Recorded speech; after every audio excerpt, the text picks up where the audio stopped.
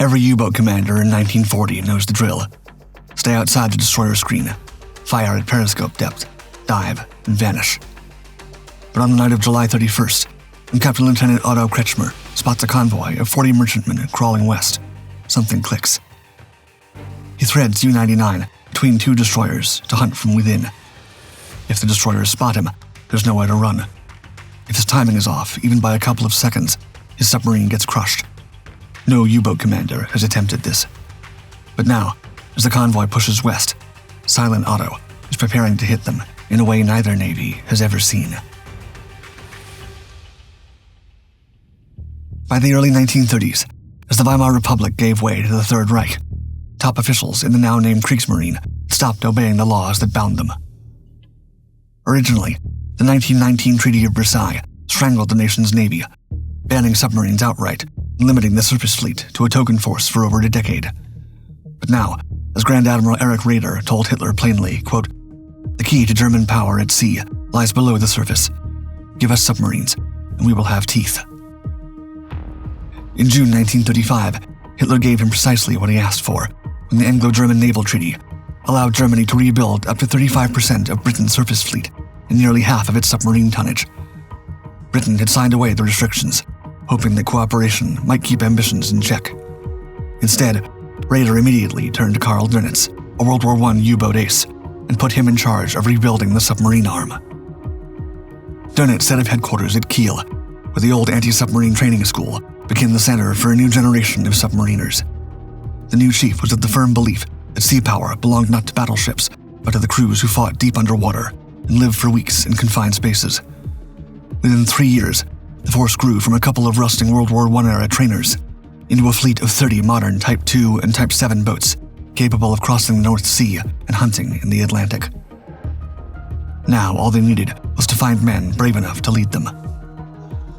Among the first to answer this call was a young officer named Otto Kretschmer. Born in 1912, Kretschmer had already joined the Reichsmarine at 18 as an officer on a naval school ship and then the cruiser Emden, but was now looking for something far more challenging. Upon transferring to the U-boat school in 1936, on his first day in Kiel, Dönitz delivered a powerful speech that would shape their lives. To the admiral, the U-boat arm was the elite of the Kriegsmarine. Though a few might earn their own commands one day, most would be sent back to the surface fleet. From that moment on, everything depended on whether they could meet his standards, which would not bend for anyone.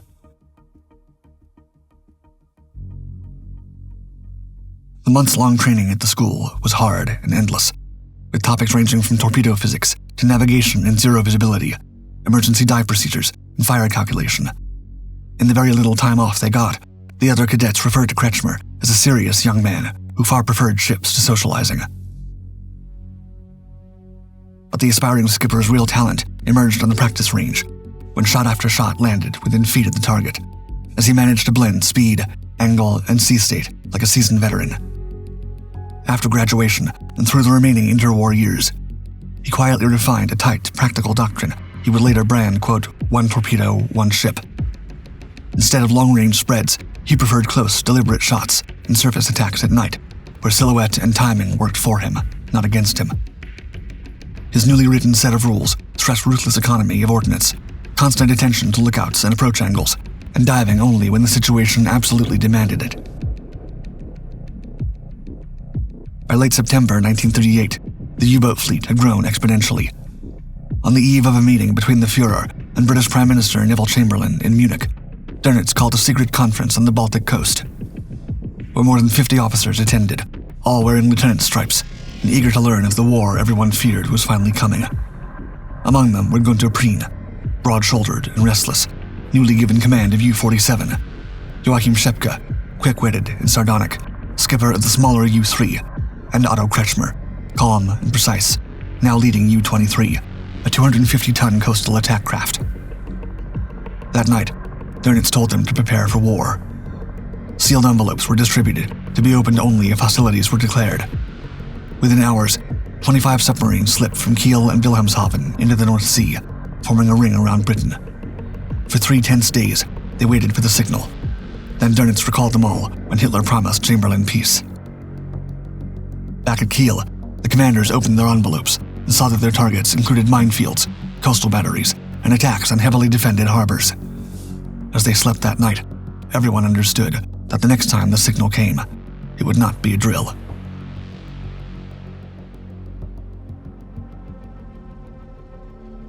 By August 1939, Dönitz once again issued sealed orders to his captains and banned all outside communications until further notice. From August 17th through 27th, the operational boats departed their moorings, including Kretschmer, who eased U-23 into the waters off Wilhelmshaven. On Sunday, September 3rd, the news everyone dreaded finally came. Great Britain and France had declared war on Germany. A few days later, U-23, with Kretschmer, now promoted to captain lieutenant, ordered his men to lay their mines. On the return trip, the lookout spotted a silhouette cutting through the waters. For hours, Kretschmer tracked the ship, recalculating angles, waiting for the perfect shot before finally giving the order to fire. Afterward, the crew waited in silence, listening for a blast that never came. When 2 additional torpedoes also failed, Kretschmer had no choice but to order the boat back to base, furious that his first combat report would list nothing but wasted ammunition. On October 1st, Kretschmer was ordered to patrol the narrow waters north of Scotland, guarding the approach to Scapa Flow, the Royal Navy's main stronghold. During the 3-day transit north, U-23 rode the surface through cold swells, while her captain buried his head in charts, tracing routes through the defenses and mapping firing angles. The plan was to creep past the anchorage defenses after dark, fire every single torpedo the boat carried, and escape through the same gap before the British had the chance to respond. 3 days later, while running on the surface, the lookout spotted a darkened ship weaving among the lights of a fishing fleet. Through his binoculars, Kretschmer watched and waited, certain the fishing boats would suddenly gun their engines and reveal themselves as patrol craft laying a trap. Yet the fleet just kept working their nets, utterly oblivious to the nearby predator. U-23 held position until the fishermen faded into the distance, then closed to 1,000 yards, and the gun crew fired tracer rounds across the bow as a warning. But instead of slowing, the target's engines roared even louder as she tried to run. Now closer than ever, the next burst hammered right into the superstructure, sending the crew running for their lives, scrambling for lifeboats, just as the radio operator transmitted a final, frantic distress signal. Kretschmer allowed the enemy crew to reach their lifeboats before giving the order to fire, and 20 seconds later, a blinding sheet of flame erupted from the center of the coaster. When the smoke and spray dispersed, the small ship was already gone, sinking in less than a minute. Moments later, U-23 idled beside the lifeboats, her diesel engine rumbling low across the dark water. Kretschmer called out, asking for the ship's name and cargo. The crew answered with the name Glenfarg, sailing with empty holds. Then, just as quickly as she had appeared, the submarine hid into the night.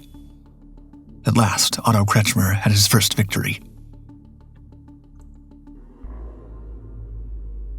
As Kretschmer and his men celebrated, word came that his fellow captain, Gunther Prien, had slipped into Scapa Flow and sunk the battleship Royal Oak, taking over 800 men with her, and finally proving to Britain that even their most secure harbor was vulnerable.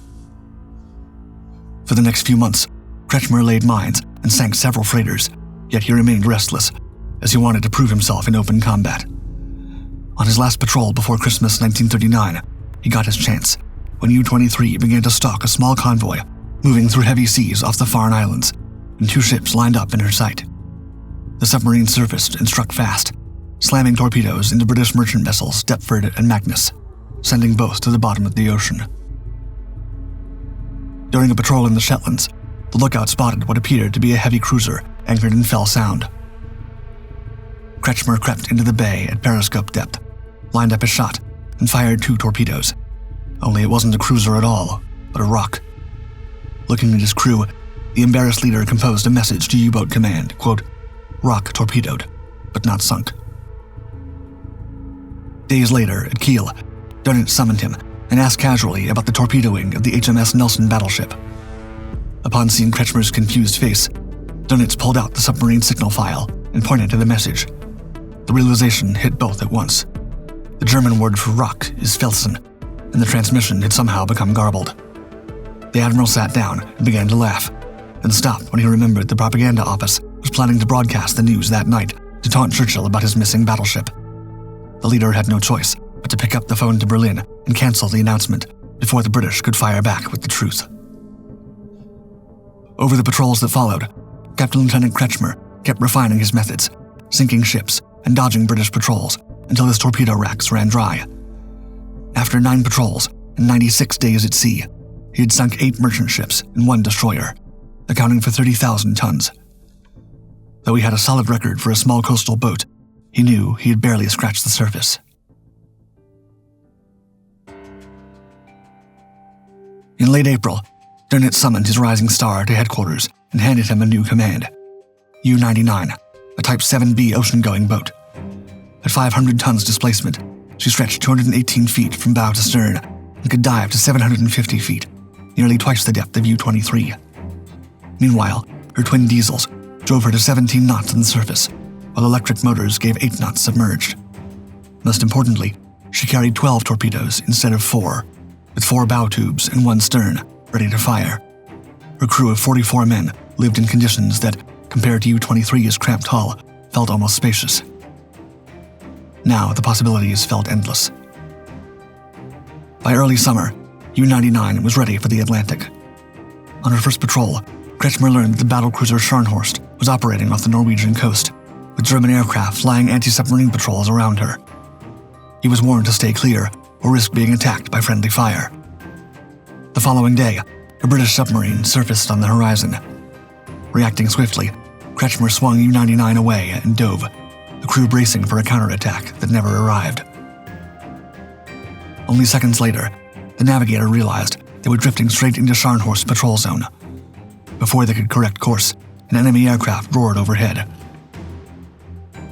Though the dive alarm blared, a bomb managed to detonate close astern, jamming the periscope and shattering both compasses.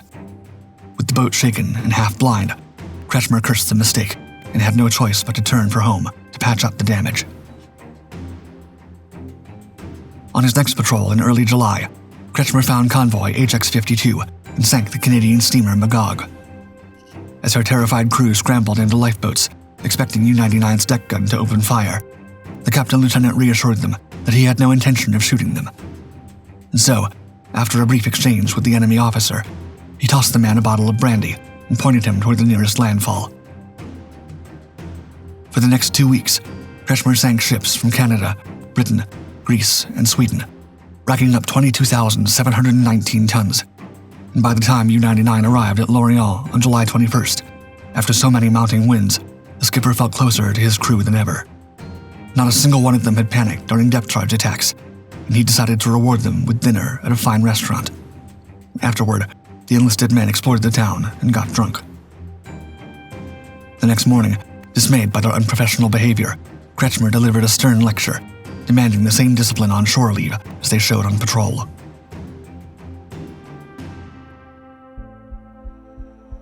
On July 31st, the lookout spotted convoy OB-191 crawling west, a powerful formation of more than 40 ships, from coal-burning freighters like Clan Menzies and Lucerne, Scandinavian tramps stacked with timber, tankers bound for Halifax, and British destroyers carefully patrolling the edges. Every U-boat commander had been trained to attack groups like these from outside the escort screen, fire spreads at periscope depth, then dive and run as fast as they could. But Kretschmer had spent months refining something different, and now he had the chance to prove it worked. As the convoy moved into twilight, he ordered his men to hit full speed on the surface, racing ahead of the formation, positioning himself directly in their path. When darkness fell, Kretschmer trimmed the boat for speed and closed the distance. The escort search patterns were sweeping outward, scanning for threats from the perimeter. The German submarine slipped between 2 destroyers, passing close enough that the crew could hear their engines rumbling across the water. Within minutes, she was officially inside the convoy, surrounded by merchantmen steaming in neat columns, their hulls towering above the low-slung U-99. With all these juicy targets now in his hands, Kretschmer moved stealthily and methodically. First, he sent 1 torpedo to the nearest freighter's engine room, causing a massive explosion that sent a column of flame skyward. As the escorts raced toward the suddenly stricken ship, U-99 repositioned toward the next target and sent yet another torpedo onto another ship, then another. Each time a ship went down, the destroyers assumed the attack had come from outside and turned outward, leaving Kretschmer free to line up his next shot from within the formation itself. By the time the escorts even realized the threat had penetrated their screen, U-99 was in open water. U-99 returned to Lorient, having sunk or damaged over 57,000 tons of Allied shipping in a single patrol. Days later, Dönitz summoned him to Paris to receive the Knight's Cross, as well as a well-deserved break. U-99 sailed back into the Atlantic in early September, and this time the ocean felt immediately different. Convoys no longer drifted blind across the sea. Escorts kept tighter screens, aircraft prowled farther out, and every attack brought a faster and angrier answer. In late September, he sighted convoy HX-72 and moved in to intercept. Sliding ahead of the formation, he slipped through the escorts and fired 3 torpedoes in 90 minutes, each one finding its mark. As the last ship burned bright, a lifeboat drifted close, carrying a single man, soaked, terrified, and stripped to his underwear by the blast. Kretschmer hauled him aboard, offered dry clothes and food, then brought U-99 back to the other lifeboats from the convoy and helped the man back to his crewmates before disappearing into the dark Atlantic once more.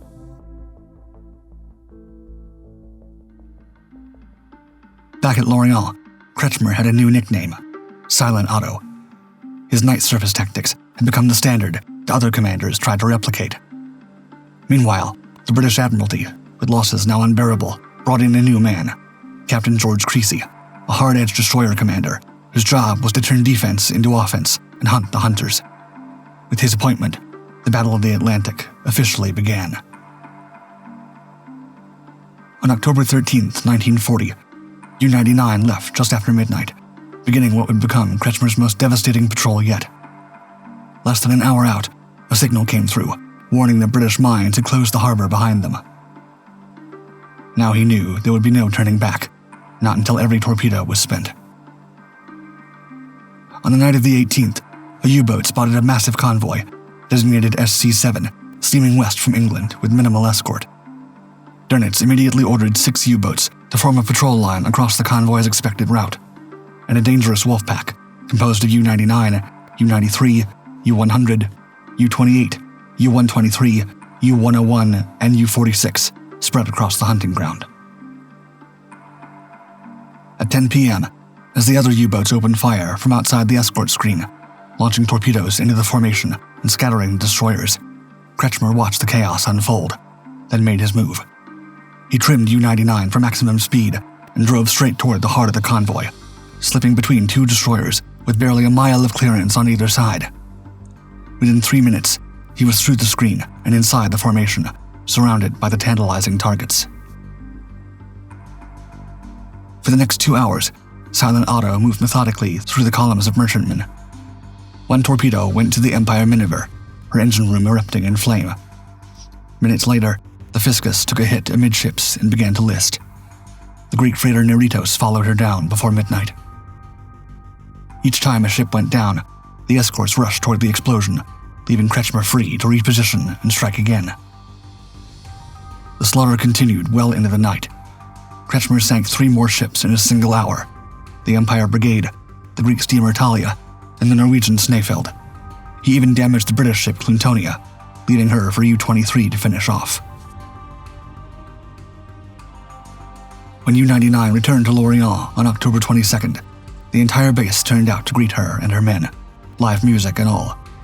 In total, Convoy SC-7 had lost 17 ships in 2 nights of coordinated Wolfpack attacks, with Kriegsmarine ace Captain Lieutenant Kretschmer accounting for half of them.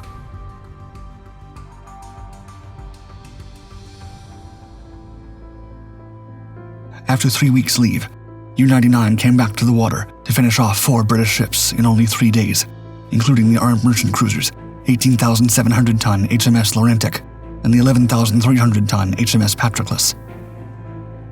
Upon his return, Kretschmer learned he was to be awarded oak leaves to his Knight's Cross, one of Germany's highest honors given to only a few men. On November 12th, a small plane carried Kretschmer to Berlin, where Admiral Raeder met him and escorted him to the Reich Chancellery. At noon, the doors opened, and Adolf Hitler entered the room, pinned the oak leaves to Kretschmer's uniform, then gestured for him to sit. The ace and the Fuhrer spoke briefly about securing the French ports for submarine operations, then asked how the war at sea was progressing. Kretschmer's answer was direct. More U-boats were needed as soon as possible. U-99 sailed again on November 27th, sinking 3 British ships and a Dutch freighter before returning in mid-December. After a short leave for Christmas, the boat sailed once more in mid-February, only to find the once busy routes had been altered, escorts tightened, and the open Atlantic felt different.